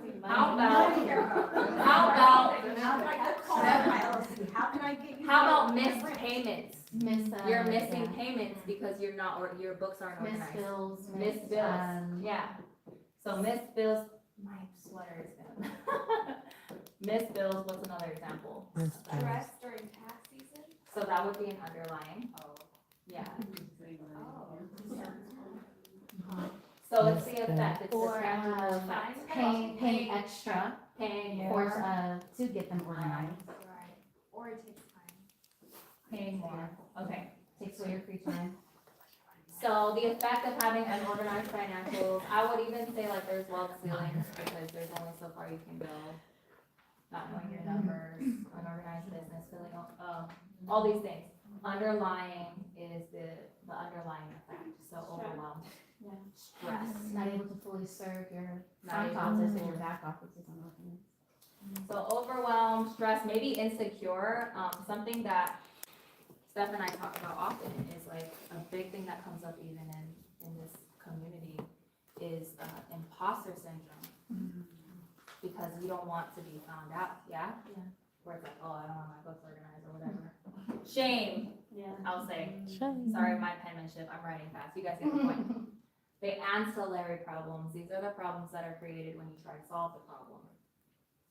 So the ancillary problems, So let's Time. say. Yeah. lack of time management, Mhm. time, no time. What else? My responsibility is now revealed. Oh, being revealed.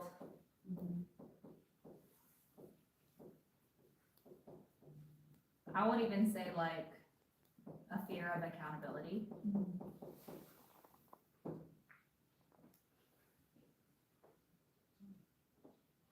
So, every time we're faced with offering a solution, most of the time we speak to this, right?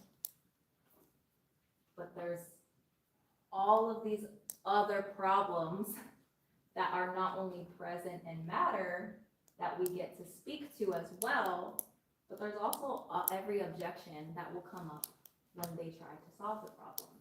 So a really easy example I use often is when you want to lose weight, right? Get gym membership. What are the other problems that come up? What are the other objections, right? Oh, I'll just get a gym membership. Oh, well, I have nothing to wear to the gym.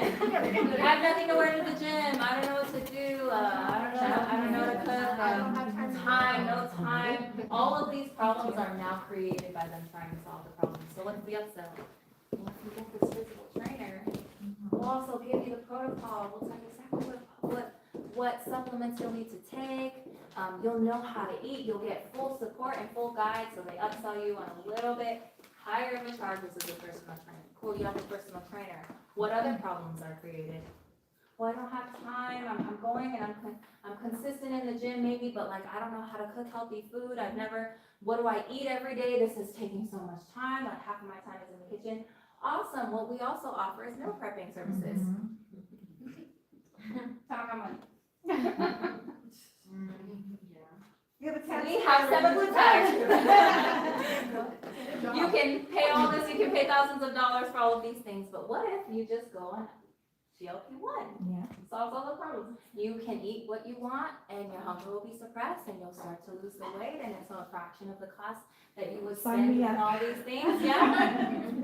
And then it's like, oh, well, it's gonna take too long to get results, which is a really big one. Mm. Well, the higher level problem you solve when you reduce every bit of resistance, time and energy and effort it takes to get the results. Big areas of resistance. What's the time, effort, and energy and resources it's gonna take to get the results, right? So you can guarantee it, but everything has a cost, right? So for those who don't wanna take the time to, oh, it's gonna take too long to see results, I don't have the time, I want results right now. You go to a plastic surgeon. And you're good. You don't gotta work hard, but you pay a larger ticket. Mhm. Higher perceived value, higher risk, but significantly higher perceived value. And people will take the risk Mhm. if they value everything else more than what they might be afraid of. And what people are most afraid of in contexts like that might be staying the same more than the risk of going under the knife or whatever, all the risks that come with surgery. Yeah? So perceived value, this is another conversation we didn't get to have. We're running out of time. Everyone good? If we have to order food, we can do that. How are you guys feeling? I know that some of you may need to go soon.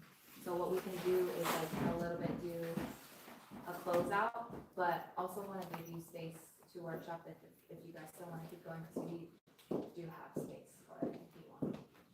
What do you guys think? Okay. So when it comes to pricing, the words that I hate, oh, you ready for them? Just know your worth. Just charge your worth. I'm like, every time it's said, I'm like, I get it, okay, I understand it, and I also think there's a huge disconnect from what that even means. First of all, if you attach your worth to your price points, there's always gonna be resistance and tension. Your worth cannot be defined by your price points. Yeah, it can't be. What really matters is not your worth. What really matters is the perceived value of the person who's buying. That's what really matters. So we can set our price and stick to it, but we don't get to decide what somebody else values they do. So even if we set our price, they get to decide if they value it at that level. And we also have the authority to say, cool, it's okay. If this is not the right investment for you, I'm not the person for you. Yeah? But then we also don't get to, like, for example, it's easy to get frustrated with them. Like, for example, this experience was $47. Like, come on. Literally. It didn't even cover the cost. It's the truth, right? My intention in this wasn't that you would pay a ticket of $47. Like, I don't lose any virtue by over-delivering here. It's not my intention. My worth, what I bring into the room, isn't attached to $47 experience, yeah. The only reason there was a price point is just to make sure you guys shut up. Because that's the power of decision. Yeah. Every decision also requires some level of release. And sometimes that financial release activates that decision. And so because I understand that, I know that sometimes the things that we receive for free, we don't always value. Because it didn't cost us anything, right? And a so- lot of women still didn't show up because it wasn't. Because it wasn't, if it was a wasn't higher a good- price point, Yep. maybe they might have. They would have been like, I paid too much money for this. Yeah. But whether it's $47 or $4,000, you can speak to the same person, right? The perceived value is in how good of a problem solver are you? Yeah. And there's, a level of trust that's required. I learned this connected the dots for me when I was sitting, with one of our coaches. But she broke this down and I'm like, wow. 3 levels of trust, and this is the aha moment that it took for me. 3 levels of trust that are required for this to work. Trust in God first, trust in self, and trust in others. Okay, I got the first one locked in. Yes, Lord, I trust you. But when you ask me to deliver on what you're asking of me, do I trust myself to follow through? Do I trust myself to show up? Do I trust myself to stick it out? Do I trust myself to tune in, to listen, to know myself, to have awareness, to whatever? And do I trust others to make the decisions that only they can make? Every time you hop on a sales call or have some level of sales conversation, you have to walk in knowing the people who are for me will choose me. Right? The people who I am for will value what I do. My only opportunity, my only job, my only role is to give them an opportunity to say yes. And if they don't, even if they're the right person, even if they're an aligned fit, that's their choice. Has no reflection of the value of what you bring. Has everything to do with what they value. Now, we become more powerful at the sales thing when we can reflect value, and we can reflect that value and take a picture for them, and a lot of that starts with also just being a really powerful problem solver. So a good book that's out right now is $100 million offers. So again, ain't nothing new under the sun. Information is abundant. What you didn't get taught here today, there's resources out there. $100 million offers is a really practical book that you can read or work through. So if you're like someone where it's like, I want to really fine tune the language and the strategy behind structuring an offer, that's a good one. What is it again? $100 million offers. It's by Alex Hermosi. Use a whole bunch of alert. No, He's doing like a free listing. yeah, that's that one. Yeah, he's doing a free And course. there, yeah, I was gonna say, there's a free course on his website, if you go to Alex. There's so much, y'all, there's so Yeah. much information. He's very generous.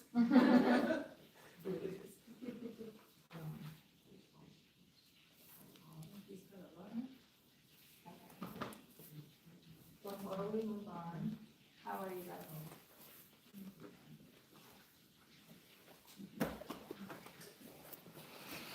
I know. It's hard. That's funny. We had a little bit more art, the grocery trip we did yesterday, some of the stuff went bad, it got sloppy. So I apologize, we wanted to have more, like food out just for you guys to like munch on. I know it's been a long day. Aha moments, revelations so far. I know that, like, listen, I know that there's so much that we can cover. I hope that what you have even received this far, knowing that some of you may have to leave, instead of what you have received this far has been valuable to you, has at least given you a next step, has at least given you something to sit with and make the next right decision for you. Yeah? So I would love to hear some feedback around like what you've received over even just the last session that we've had. Or what you've decided on. But I think something I heard that wasn't said directly, but it was said like indirectly, and it also has changed my decision, is to, when I share an offer or talk to anyone, understanding that my solution or my offer is a solution for someone that's gonna leave. So coming in and actually having that CTA, but with the expectation of like having that offer like so, I don't know, just something that's tangible that someone actually can say, okay, I want that, but also already coming in with the confidence and the authority to know that what you have to offer is valuable. So not, I think it was someone that you, like role played with,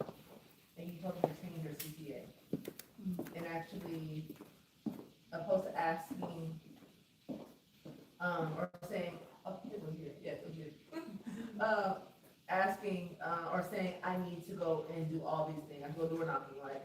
But actually to say, I'm looking for 3 people to collaborate with, and I'm offering a free service to you, for example. So that's something that's very, catchy, that they're gonna say, yes, I see value in that, but also that you're actually getting what you need to get done. So, yeah, I think just having a different, perspective in that, and deciding. Yeah. Yeah. I mean, like, a big thing that we talk about is just selling with integrity. And so, like, something that's so important is sometimes we try to stack as much as we can into an offer, and I'm like, you try to find the best words to sell something, and I'm like, sell what you know you can deliver on. Yeah. Just sell that. Sell with integrity what you know you can deliver on. And sometimes the real work that happens is our ability to receive. Can you receive money for it? Working with Christian women was difficult for me because I was afraid of any of the stigmas or the beliefs, and then I realized these are the very beliefs I want to break down.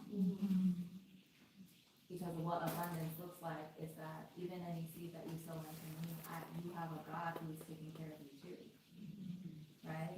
And if you are aligned in your decision making, and I have to trust that you are, and I have to trust even if you're not, that I'm not your savior, right? So I stand in integrity as this is my commitment to you. My commitment is to partner with you on what you have decided to walk through. But I can't walk with you through a decision you haven't made yet. And it's like the most important part of when someone enters this, like, are you truly decided? And then I just have to trust partnering with God. I don't know what your outcome's gonna be. But I know what my commitment is to you, yeah? So similarly with whatever it is that you offer, sell what you know, and then trust that this is valuable to people, and then validate what is actually valuable to people by having the faith to put it out there. Right? A lot of people come and they're like, well, I have all these ideas and they're worth so much and I just know they're gonna be so successful. And here's the truth, no, you don't. You don't know whether or not your ideas are worth that much. What you do know is that you have it, you might as well fake around and find out. But when we marry ourselves to our ideas, we miss an opportunity, one, to receive feedback. And sometimes we get so involved with the idea that we actually miss the assignment that's attached to it. The original idea for Woman Of was simply a podcast. If I was so married to the idea that it was just a podcast, no, this is gonna work, it's a podcast, I would have not allowed God to refine this and connect the dots and guide me into a path I didn't know what to expect. What it is today, I didn't plan for. I caught vision for it along the way. So sometimes it starts with just simply putting your ideas out into the world and seeing how and what people actually respond to. Our integrity too is to not just do what we want. If our intention is to serve, the only feedback we're looking for is what is the best, how and what is it in my offers that actually does serve those women at the highest level. And sometimes we don't know that until we try. Mm. And so sometimes in the beginning, for example, the buyer beliefs, that's your buyer. That profile is your buyer, right? And sometimes if we've never worked with that buyer before, we can only know so much about them. It's getting to know and having the faith to start with what you do know and allowing yourself to learn along the way. Because the more that you work with those people, the more that when you discover what you don't want. Well, that didn't, I thought she was ideal and I found out I actually don't want to work with someone like her. Wasn't a good fit, right? But as you take each step, every step is positioning you for the next one. Yeah? So there is a huge part of this process that requires you to show up before you have all the answers. Cause you won't know in theory, you will only know in experience. Yeah.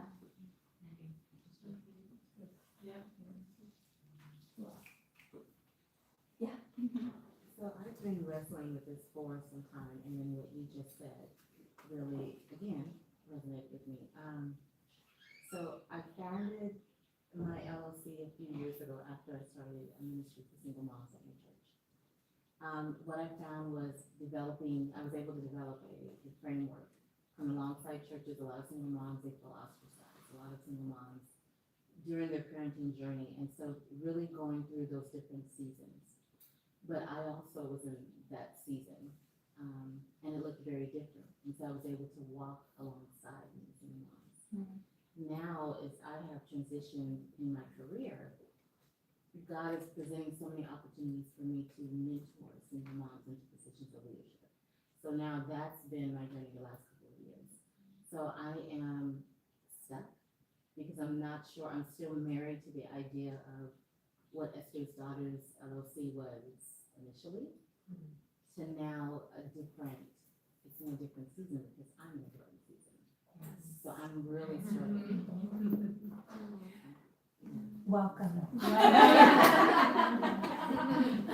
We're laughing because so many of the women in this community are currently pivoting, where the business they once had is evolving. That happens. As you move, it evolves, especially when it's like so close to like what we believe is our assignment. I love your name, Esther. I received the word of like just the spirit of Esther and like how Esther's are rising and like there's a generation of women who like, you want to know what made Esther special? It was the king who loved her. What made her special was simply not because of who she was or what she did. It was simply that there was favor on her life and she had a king who loved her. That gave her authority and influence in the kingdom. It was simply the fact that she had a king who loved her. And I'm like, dang, all these women who are rising, it's literally just a remembrance of what it means to be a daughter. There's room to evolve. One of my old sayings was, it's evergreen brands for ever evolving women. It's like this legacy brand that can be built for a woman who is consistently evolving. How do you build a brand around you that evolves? It's standing for one, that bigger than you, never changing principle. So some of the other things we didn't talk about are our mantras, our belief statements. This is more into getting into the nitty gritty of your messaging. And those mantras become anchors for a season, but they're based on beliefs and principles that never change. One Woman of Network's mantras is abundance is your birthright. That will never change. It's abundance is your birthright. And that all by itself speaks there's a whole bunch of different stories and meanings attached to it. But it's the thing that never changes because it's based off of truth, right? So if what I'm championing is a belief that's embodied in truth, those things never change. How that manifests, how that applies to the vehicle in which I use doesn't matter. I'm standing for the same message, right? And so there's a way, especially in this era where it's like a lot of things are being productized, like it's your person and what you stand for, what you believe in, what you embody, that will leave room for people to partner with you on this new mission, whatever that looks like. So you should evolve. Like we're called to evolve, yeah?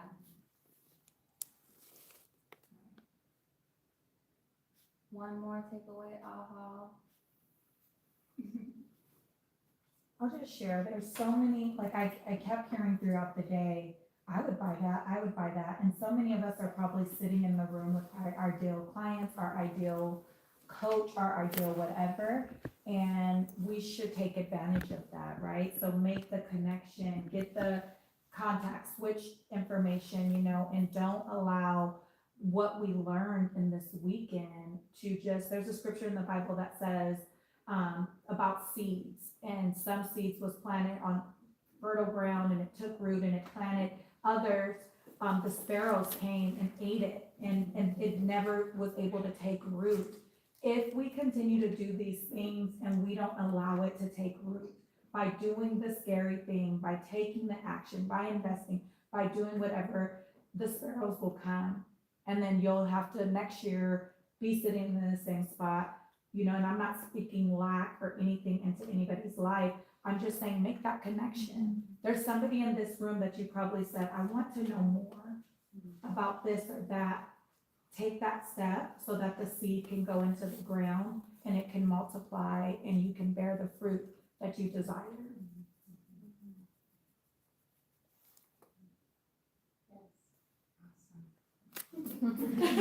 Yes. All right, ladies,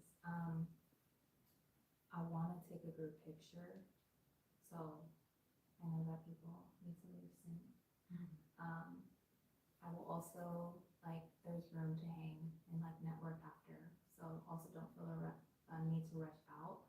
I would say, one, take advantage of this space and go like, get some photos or something, you got ready today, you know what I mean, you got dressed, all the things, right? So take advantage of the space, feel free afterwards to take some content, take some videos. If you do post, tag. I'll be doing interviews Okay, out there. yeah, Vanessa will be doing, interviews as well, and then make sure you exchange some information before you go, yeah. Sometimes it's easy to rush out of these experiences the second they're over, and like the most important part, I think, of any of this is the part that happens afterwards. It's the relationships that are built afterwards. Sometimes we overvalue the information and undervalue the community that we have, the proximity that we have. And the most valuable part of this room is the women who are sitting next to you, not what's being said up here. Yeah. So, yeah. Before we close out, I do want to make an invitation to you about what it does look like to take the next step, or to work with us a little further, or to honestly just be a part of the community that we are creating. I know that a lot of information was covered today, and the last thing that I want is for you to leave here sitting with a whole bunch of information that just ends up sitting in the gold mine of your journal that probably is filled with notes and conference after conference Literally. and event after event. I do believe that something has taken place in this room, not only what took place last night, but what took place just here. Any aha moment, any revelation, any dots that connected. And the truth